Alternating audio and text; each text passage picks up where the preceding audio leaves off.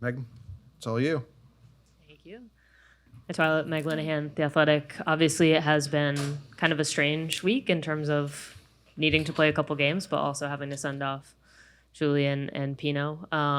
Just in terms of trying to manage the emotions of that while still trying to advance this team, how do you try to put all of those pieces together at the same time? I think number one, just acknowledging that it's emotional and honoring how we feel. Those feelings are because we value them and everything that they've done for U.S. soccer and for this team and really the world in some sense. So just acknowledging it and using it as fuel to make sure that we're being the very best that we can possibly be and just leveraging it, really. Rochambeau for it. Okay. Hi, Tamara Griffin, Anscape, ESPN. There's been a almost poetic transition of chapters closing and other ones beginning, and I'm just wondering if you can comment on Mia Fischel's performance today with this being her first senior cap. That was a poetic question. Yeah. Yeah, having Mia and Pino in the circle at the end and making sure to celebrate Mia's first cap, but also at the same time, Megan's last game brings all sorts of emotions for everybody. And I think it's really actually special for both Megan to be sent off that way, but also for Mia to kind of be next to her in the same moment, one career finishing and another starting. I thought Mia was really good, and this is just about exposing her to what the expectations are, what does it feel like to wear this heavy, heavy jersey, the expectations that go with it.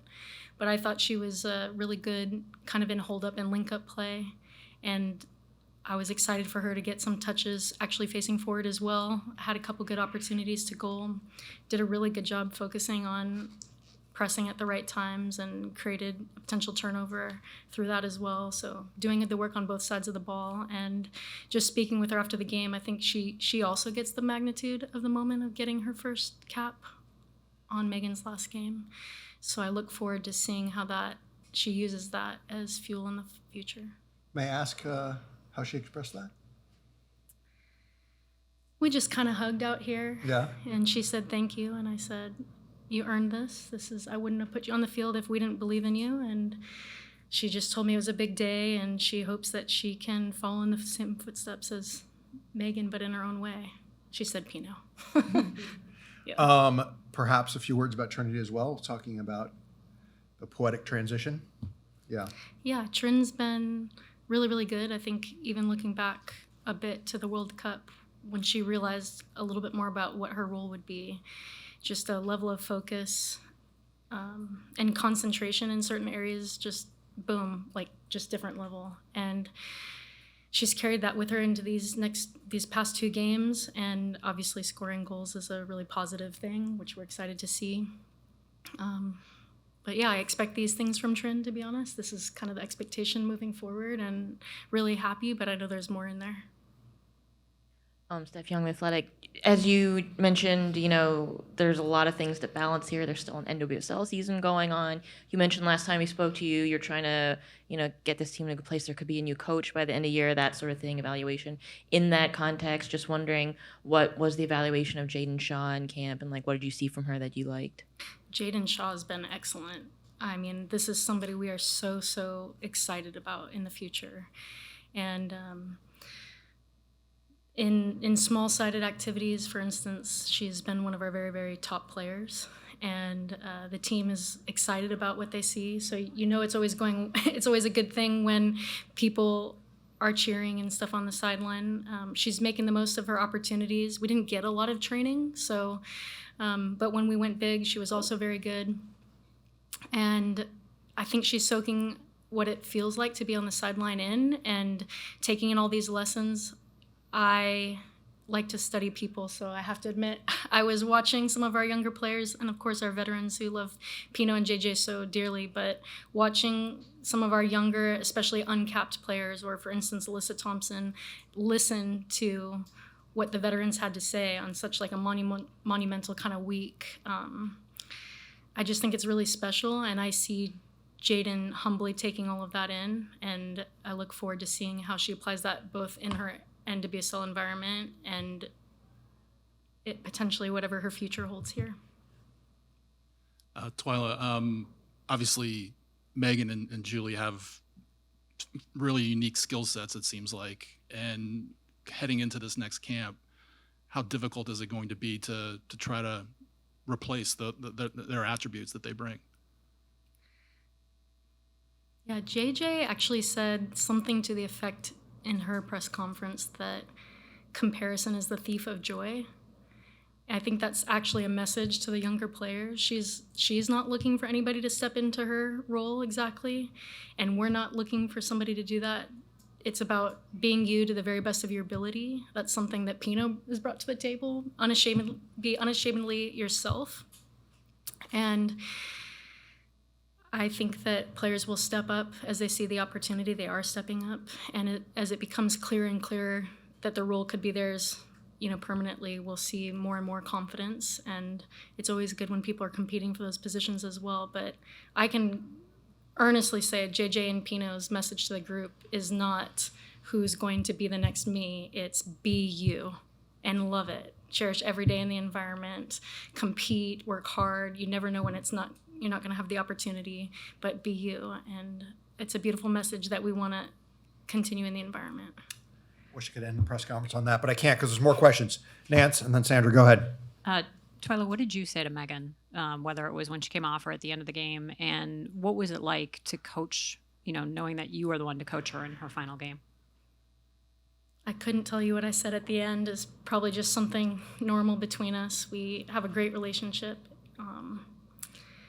I was actually just telling, we have a kind of a heads of department meeting in the evenings, and Hype is a part of that. And I kind of shared a little bit and just said, man, like, how lucky are we that we get to be the coaches and the staff that's here for both these players' last games. Out of all the coaches in the world, like, I get to do that. And it's because of who they are as players, but also as people and what they've done for the soccer community and beyond. It's a monumental thing. I think we'll all be telling, like, the next generation of kids and stuff in our families about.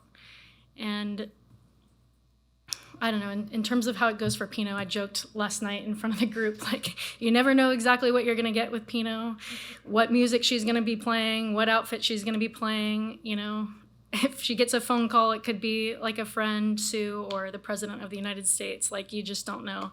But you know that consistently on the pitch, you're going to get, somebody who's going to be a goal-scoring threat. She's going to provide amazing service. She's going to probably make some sort of tactical adjustment on her own, and she's going to encourage the people around her to be her, And then off the field, she's going to champion everybody to champion others. And whether that's big, large-scale movement or just protecting and helping the person next to her. Her first phone call to me when I got this job, she said, "TWILA, coach us, be you and coach us." So she does that for everybody. Man, I wish I could end it on that one too. Sandra, go ahead. Sandra Herrera, CBS Sports, managing the emotions of an early World Cup exit, managing the emotions of the retirements of now 2 prolific players, even managing the emotions of a couple of first caps for players. And interim head coach Tyler KILGORE has 2 wins with the U.S. Women's National Team. Has that sunk in? And what do you feel about these last 2 games, having picked up those 2 victories? What does it mean to you in your coaching career, and what do you want to take into October? I'm not really forward focused, like, at all. I'm really trying to enjoy the experience and be present. There'll be time at some other point to look back and reflect. And of course, I'm super excited with a W. We're celebrating 2 really important players, but also winning is really important. This is a program that wins, and it has to always be something that we strive for and that we hold ourselves accountable to find a way. So, but I'm not satisfied. That's like actually the reality. I think that we can play better. I think the players know we can play better. And I think as we look towards October, we'll be looking to make some small adjustments that help us continue to move in the right direction. Our boy Andrew Jones has been waiting patiently, so we're going to go to him. Go ahead, Andrew. Uh-oh. Go ahead, Andrew.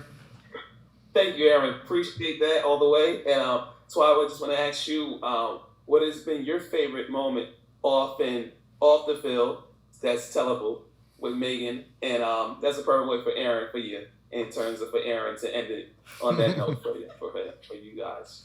My favorite moment. You know, Pino just really, you all have interacted with her in some way, shape, or form. She just really radiates love. And to see her teammates, we do a little thing where they talk about each other when they're doing something special, like a retirement or something like that. But to see her teammates like shower her with love and just how much it meant to her, that I think it's a privilege to be in the room, and that's probably my favorite moment.